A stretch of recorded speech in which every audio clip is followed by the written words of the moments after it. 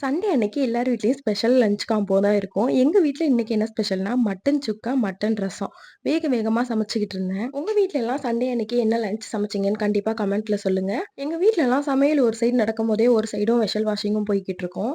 இந்த vessel washing ட்ரேய வந்து weekly once வந்து நான் கம்ப்ளீட்டா கிளீன் பண்ணிருவேன். ஏன்னா தண்ணி வடியிறதுனால ஃபுல்லா உப்பு கர ஆன மாரி அங்கங்கே ஒயிட் ஒயிட்டா இருக்கும். அதனால வாரத்துக்கு ஒரு தடவ எடுத்து நல்லா கிளீன் பண்ணிட்டு, அதுக்கப்புறம் வெஷல் வாஷிங் பண்ணி போடும்போது, கொஞ்சம் எப்பயுமே கிளீனா இருக்கிற மாதிரி இருக்கும். ஒரு வழியா எல்லா பாத்திரத்தையும் கழுவி முடிச்சு எடுத்து வச்சாச்சு. எப்பவுமே இஞ்சி பூண்டு பேஸ்ட் எக்ஸ்ட்ராவா அரைச்சு ஃப்ரிட்ஜ்ல ஸ்டோர் பண்ணி வைப்பேன். இந்த தடவ தீந்துருச்சு. சரி சண்டே அன்னைக்கு இஞ்சி பூண்டு பேஸ்ட்லாம் அரைச்சு ஃப்ரிட்ஜ்ல எடுத்து வச்சாச்சு. மட்டன் ரசம், மட்டன் சுக்கா எல்லாமே ரெடி ஆயிருச்சு. என்ன வேணும்?